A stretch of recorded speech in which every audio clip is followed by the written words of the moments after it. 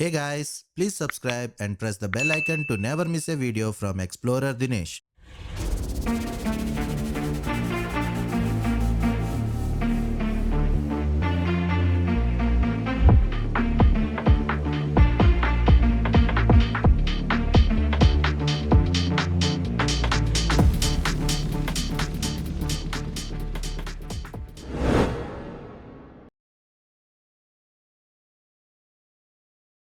Hello friends, very good morning and welcome to another video of Explorer Dinesh. आज हम जा रहे हैं NX 500 के फर्स्ट सर्विसिंग के लिए 1000 किलोमीटर्स का जो सर्विसिंग है, तो आपके साथ वही शेयर करूँगा कि क्या क्या चेंज होता है एंड कैसा है सर्विस एक्सपीरियंस, सर्विस क्वालिटी और most important question service cost. तो ये सारे डिटेल्स मैं आपके साथ शेयर करूंगा आज के वीडियो में। गाड़ी एज यू नो होंडा का engine completely reliable and smooth, बाकी गाड़ियों की तरह कोई रफनेस नहीं है, कोई वाइब्रेशंस नहीं है। अभी भी लग रहा है कि गाड़ी का सर्विसिंग हो ही चुका है। तो आई एम जस्ट वंडरिंग कि सर्विसिंग के बाद इसका फील कैसा रहेगा और कितना स्मूथ हो सकता है वो देखना है। बाकी कुछ एक्सेसरीज आए हैं होंडा का OEM से, OEM पार्ट्स जो मैं लगाने वाला हूँ, जैसे कि होंडा का ये tank pad and centre stand और एक 12 वोल्ट का सॉकेट जो सामने उसका है। तो टैंक पैड तो मस्ट है, क्योंकि जैकेट वगैरह पहनते हैं तो उससे टैंक का वो वाला एरिया, ये वाला एरिया स्क्रैच हो जाता है। तो उसको बचाने के लिए tank pad which cost around somewhere around 4200 something, very costly for a piece of rubber, but क्या कर सकते हैं, ऑप्शन नहीं है। दूसरा सेंटर स्टैंड चाहिए, क्योंकि हम लोग राइड्स में जाते हैं तो चेन लूप ये सब करना पड़ता है। तो सेंटर स्टैंड एडवेंचर मोटरसाइकिल के लिए तो मस्ट रहता है। तो that cost around 15,000 something and जो 12 वोल्ट का सॉकेट है, 12 वोल्ट का सॉकेट है जो यहाँ लगाने वाला हूँ, वो सिगरेट लाइटर वाला सॉकेट। तो वो सॉकेट मैं इसलिए लगा रहा हूँ, वैसे तो मेरा मोबाइल चार्जर में, मोबाइल होल्डर में चार्जर है, बोथ वायरलेस एंड USB, लेकिन फिर भी मैं लगा रहा हूँ वो, क्योंकि मेरे पास जो टायर प्रेशर के लिए जो पंप है that runs on cigarette lighter charger. तो मैं नॉर्मली वो बैटरी वाला जो पोर्टेबल MI वगैरह का आता है, मैं वो वाला यूज़ नहीं करता पंप, क्योंकि वो रिलायबल नहीं है। वो उनको कंस्टेंट मॉनिटरिंग चाहिए, कंस्टेंट चार्जिंग डिस्चार्जिंग चाहिए, और अगर आप यूज़ नहीं करते उनको रेगुलरली तो उनका बैटरी ख़राब हो जाता है। ये चार्जर वाले जो हैं, ये 12 वोल्ट सॉकेट वाले जो रहते हैं, उसमें बेनिफिट ये है कि वो जहाँ पे भी आप पावर दे दो वो काम करना शुरू होगा, उसमें बैटरी का धंधा नहीं। तो करीबन 6-7 साल से मैं वो यूज़ कर रहा हूँ एक यूनिट, तो I want to continue with that only. तो उसी के लिए वो चार्जर लगा रहा हूँ। That cost around 1900 which is also very pricey one. तो हाँ भाई, थोड़ा थोड़ा तो अभी रियलाइजेशन हो रहा है कि भाई खर्चा बहुत ज़्यादा हो रहा है। अराउंड 7.43 में मैंने गाड़ी लिया था इंक्लूडिंग इंश्योरेंस।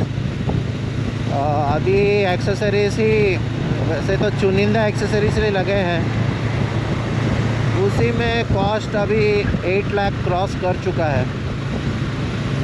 एंड अभी और भी बाकी है, जैसे कि crash guard, top rack, top box, ये खर्चे तो और बाकी है।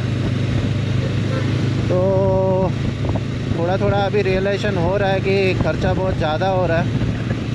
उतना का उम्मीद नहीं था। मैंने सोचा था कि 7:30 में गाड़ी लेके एट मैक्स 8:20 के अंदर मैं अपना एक्सेसरीज सब कंप्लीट कर दूंगा। But looking at the current figures I think 8:20 भी क्रॉस हो जाएगा। I am not sure, but देखते हैं। मेन प्रॉब्लम ये है कि लोकल प्लेयर्स जो हैं, जो जाना वगैरह हैं, वो लोग अभी तक उन्होंने प्रोडक्शन स्टार्ट नहीं किया है। एंड उनको अगर कांटेक्ट भी करते हूँ तो कमिंग सून बोलते रहते हैं। आई डोंट नो, वो कमिंग सून होते होते मैं OEM के ही सारे प्रोडक्ट्स लगा लूँगा। तो वो है बात, क्योंकि भाई राइड्स पे जाना होता है, लगेज का इशू होता है, प्रोटेक्शन का इशू होता है, क्रैश से बचाने का इशू होता है।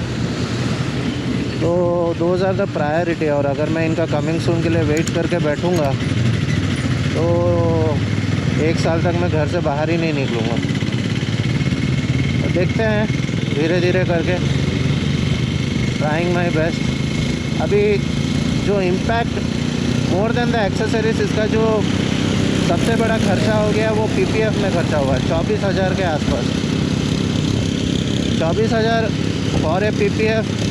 हाँ, नो डाउट कि जो क्वालिटी और जो फिनिश के साथ PPF लगाया गया है, it's definitely stands apart. But 24,000 for that, वो डाइजेस्ट नहीं हो रहा है। अभी वही बात हो गई कि 500 सीसी के लिए आप 8 लाख रुपीस खर्चा कर रहे हो। But you can not justify every expenditure like that, right? कहीं ना कहीं इंडियन लॉजिक तो घुसता ही है। अब हम मिडिल क्लास के बच्चे हैं, तो हार्ड अर्न मनी को ऐसे छोटे छोटे चीज़ों पे लगा नहीं सकते। वो है बात। बाकी गाड़ी का जो एक्सपीरियंस है अभी तक तो बहुत अच्छा लग रहा है।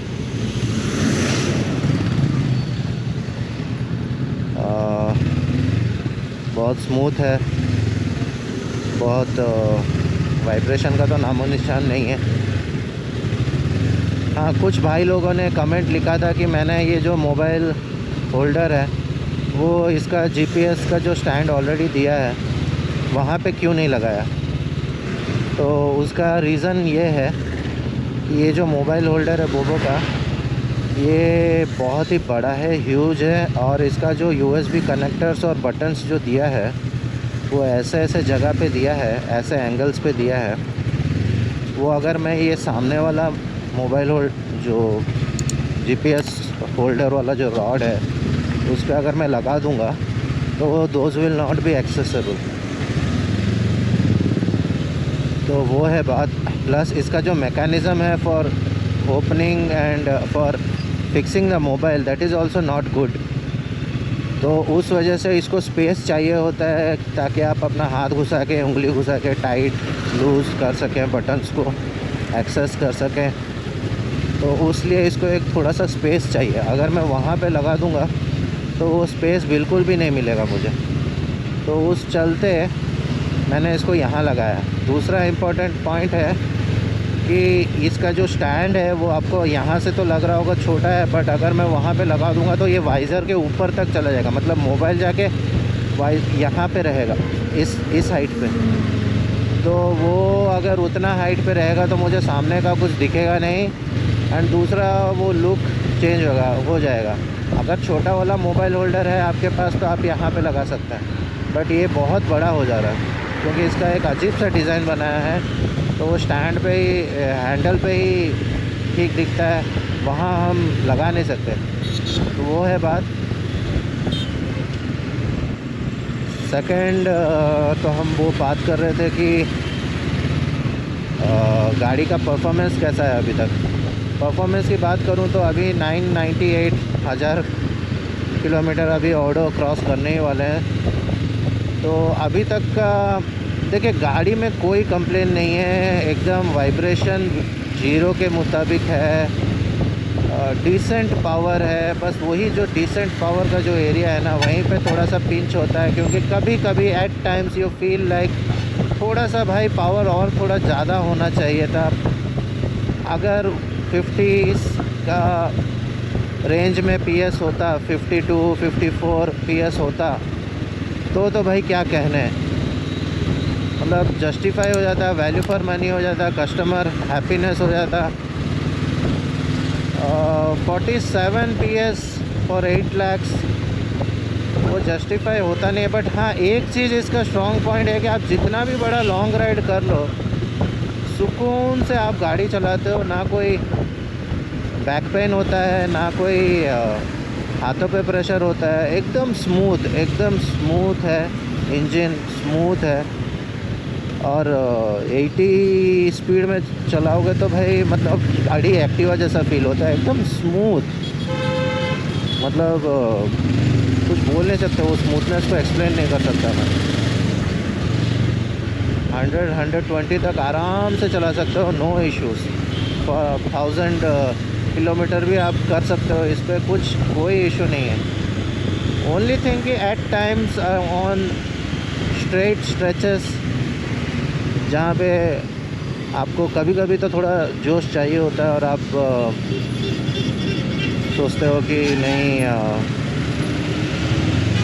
थोड़ा भगाते हैं गाड़ी को, तो उस केस में 140-160 इज़ योर लिमिट। और अगर अप एंड डाउन्स नहीं है, रोड स्ट्रेट है एकदम, तो 180, उसके ऊपर ये जाता नहीं है। अब मुझे पता नहीं, मैं उसके ऊपर लेके भी गया नहीं हूँ। सर्विसिंग के बाद अगर कुछ होता है तो I don't know, but as of now मेरा नॉलेज में 182 is the limit that this bike has. वो है बात। बाकी ओवरऑल गाड़ी में सब कुछ सही है। माइलेज भी आप देख रहे हो सामने, मैं चेक कर रहा हूँ तो अराउंड 320 किलोमीटर्स कुछ हुआ है, एंड एवरेज ये दिखा रहा है 26। होंडा का ये जो कैलकुलेशन से ये बहुत ही क्या बोलूँ, मतलब बहुत एक्यूरेसी लेवल बहुत ही ज़्यादा रहता है। तो दूसरों का जैसा और मीटर्स में रहता है कि आप अगर डिस्प्ले में 40 दिखा रहा है तो 10 प्लस माइनस कर दो 30 आ जाएगा, ऐसा। तो इसमें लेकिन ऐसा एक्यूरेसी है कि ऑलमोस्ट सम पॉइंट्स तक आपको एक्यूरेट दिखा देता है। तो उस भरोसे में अगर ये अभी माइलेज 26.2 kmpl दिखा रहा है, 1000 किलोमीटर हो गया गाड़ी, कॉन्ग्रेचुलेशंस, वी कवर्ड 1000 किलोमीटर्स। तो 26.2 किलोमीटर्स का माइलेज अगर ये दिखा रहा है तो वही 25-26 का इसका actual tank to tank mileage ही रहेगा। तो वो है बात, which is decent enough for 500cc motorcycle parallel twin engine. आज लेट हो गया, मेरे को 8:30 तक वहाँ पहुँचना था। मैं तो 8:30 को घर से निकला हूँ, वहाँ पहुँचते 10 बज जाएगा।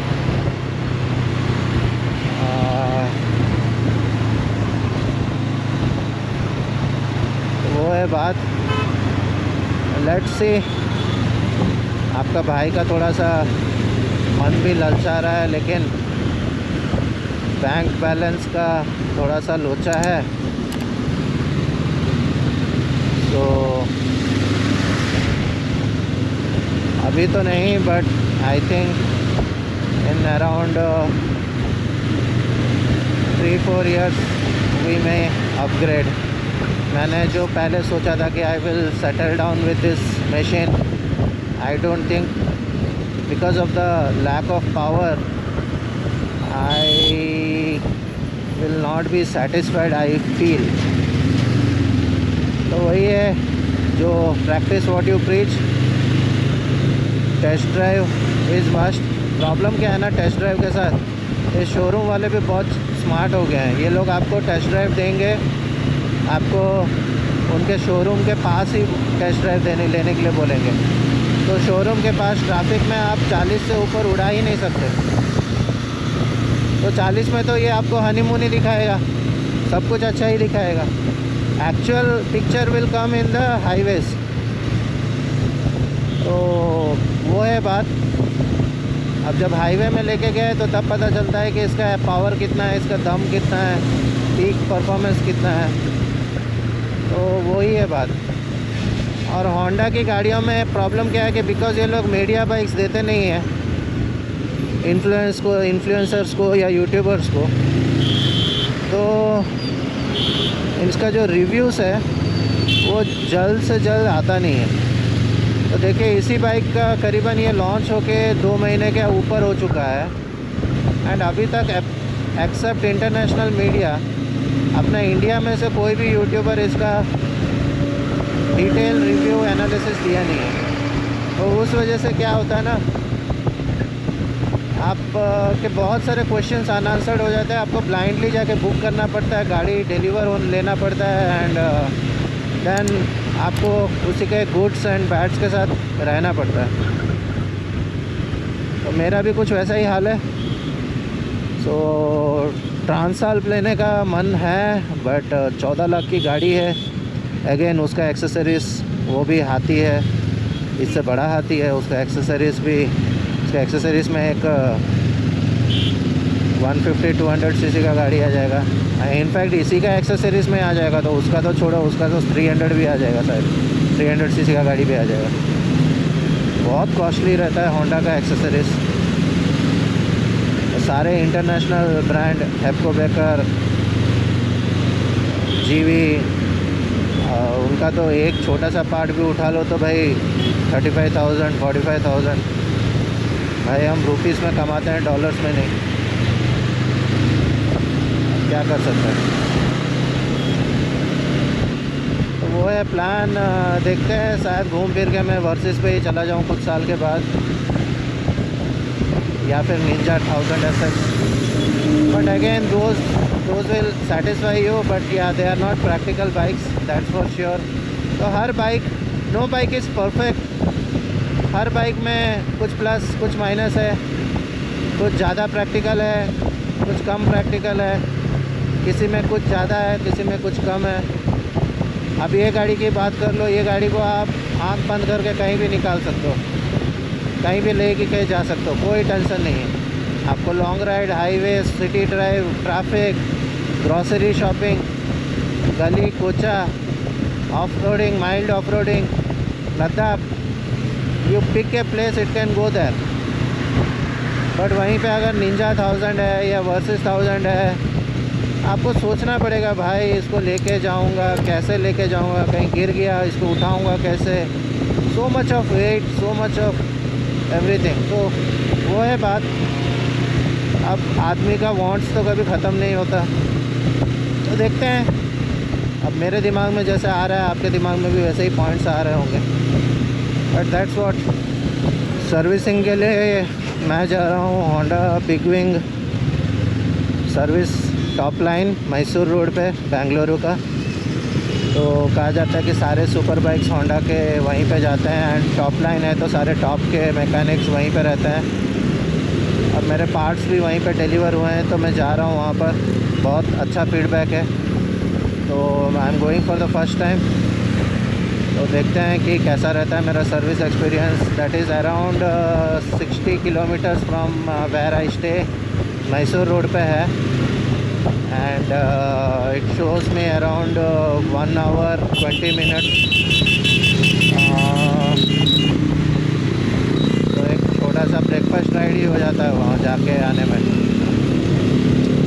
तो मैं मिक्स ऑफ रूट लिया हूँ। एक तो नाइस रोड के तरफ से होके रूट जाता है जिसमें आपको 180 का टोल देना है, 65 किलोमीटर्स कुछ पड़ता है उसका डिस्टेंस, और आप पहुँचोगे 1 hour 20 minutes में। और एक है सिटी के अंदर से, इसमें आपको टोल देना नहीं है एंड वो आपको पहुँचाएगा 1 hour 30 minutes में। तो 10 मिनट का सेविंग होता है। तो मैं तो बाइक में हूँ तो मुझे ट्रैफिक का इतना लोचा नहीं है, तो मैं mix of both the routes ले रहा हूँ। देखते हैं, तो इसीलिए ये हाईवे वाला रूट लिया है, ट्रैफिक नहीं है। But going little distance traffic आ जाएगा। लोग ट्रैफिक की बात लिया और ट्रैफिक सामने दिख रहा है। Welcome to Bengaluru. ये पीक ट्रैफिक टाइम है क्योंकि 9 o'clock है और ऑफिस जाने के लिए सब रेडी हैं। तो वो है बात। Enjoy the Bangalore traffic with me. मैं भी एंजॉय कर रहा हूँ NX 500 के साथ। ये बाइक को जितना इजीली आप ट्रैफिक में यूज़ कर सकते हो, none of the competitors in this price range you can use like that. ये जो गाड़ी है इसका अगर आप इंटरनेशनल रिव्यूज़ देखेंगे तो आपको कोई भी रिव्यूअर, एटलीस्ट मैंने जितना रिसर्च किया है, एक भी रिव्यूअर मुझे ऐसा नहीं मिला है जो इसके बारे में कुछ नेगेटिव बोला है, एक्सेप्ट फॉर द फैक्ट कि इसका पावर फिगर्स। और इंडियन रिव्यूअर्स की बात करें तो the price, apart from these two, ना इंजन ना सस्पेंशन ना एक बाइक का जो क्वालिटीज़ होता है उस क्वालिटीज़ के पर्सपेक्टिव में किसी रिव्यूअर ने भी इसके बारे में कुछ भी गलत नहीं कहा है। बहुत सारे लोगों ने वर्ल्ड टूर्स भी कर लिया है इस इंजन पे। हाँ, ये मॉडल पे नहीं, बट 500 का जो इंजन है 500 सीसी का, होंडा ने ये इंजन कई सालों से कई सारे मॉडल्स में यूज़ किया है। It's not a new engine. तो ये काफ़ी रिलायबल है, काफ़ी पर्पस बिल्ट है, एंड लोगों ने वर्ल्ड टूर्स भी कर लिया है इस इंजन पे। तो इन दैट पर्सपेक्टिव काफ़ी एक्सपीरियंस लेके आता है ये इंजन। काफ़ी क्वालिटी, रिफाइनमेंट और ईयर्स ऑफ जो रिफाइनमेंट बोलते हैं ना, वो है इसमें।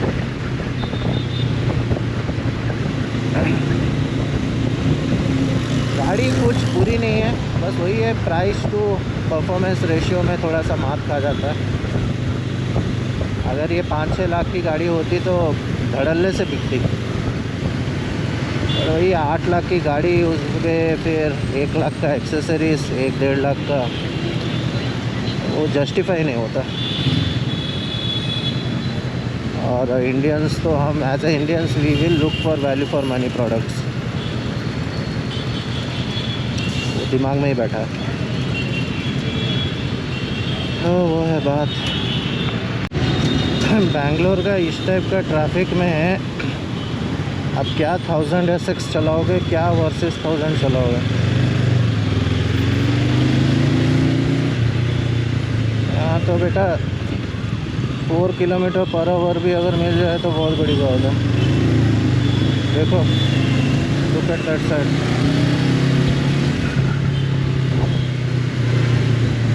14 किलोमीटर का रास्ता को 1 घंटा दिखा रहा है।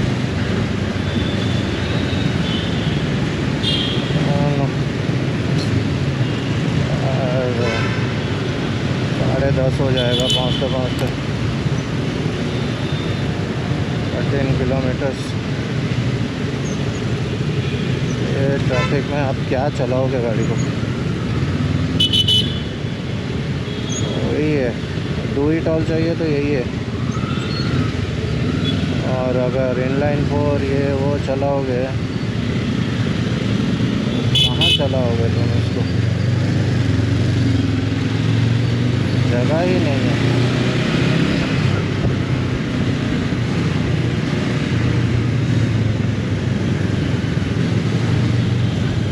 देखो सामने इतना जाम, उफ, कुछ नहीं कर सकते। तो कुछ नहीं कर सकते बेंगलोर ट्रैफिक को।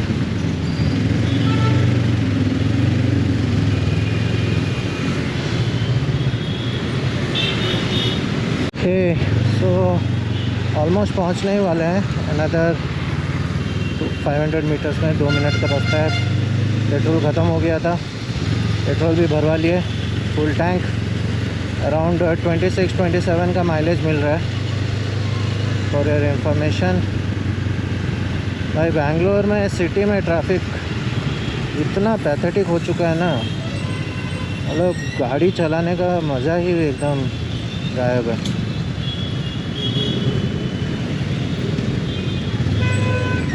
कहाँ तुम क्वार्टर लीटर सीसी गाड़ी लेके 1000 सीसी का गाड़ी लेके तुम चलाओगे ये बम्पर टू बम्पर ट्रैफिक में, कौन कहाँ से लाके पटक देगा, पीट देगा, उसका तो कुछ जाएगा नहीं, आपका हज़ारों का नुकसान।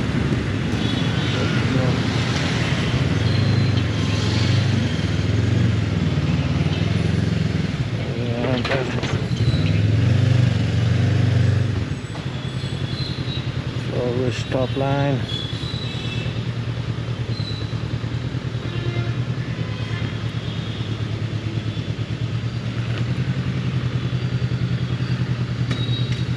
पहुंच गया।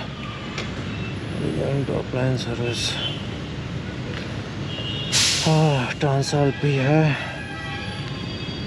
चलो भाई बाकी की बातें बात करते हैं।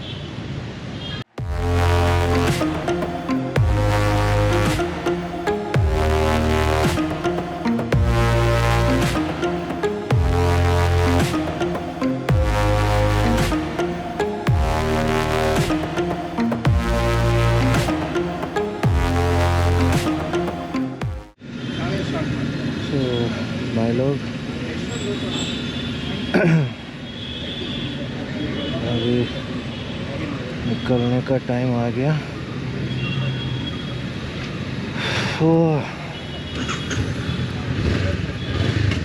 चलो देन,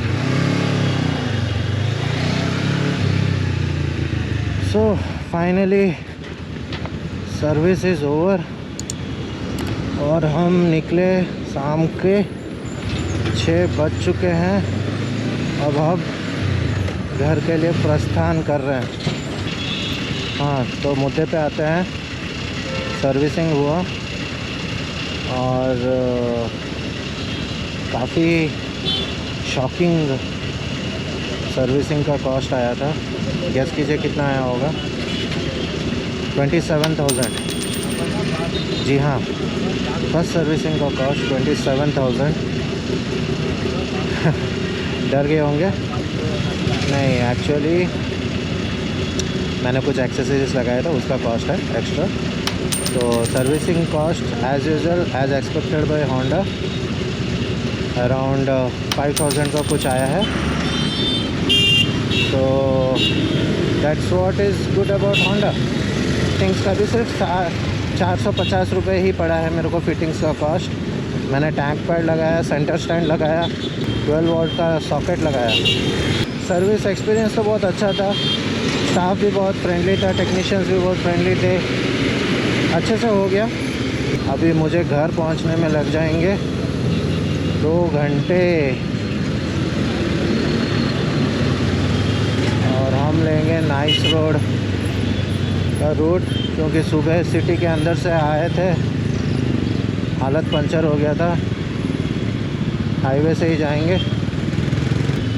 तो यही कुछ है, बस इतना ही इन्फॉर्मेशन आज के वीडियो में आपके साथ शेयर करना चाहता हूँ।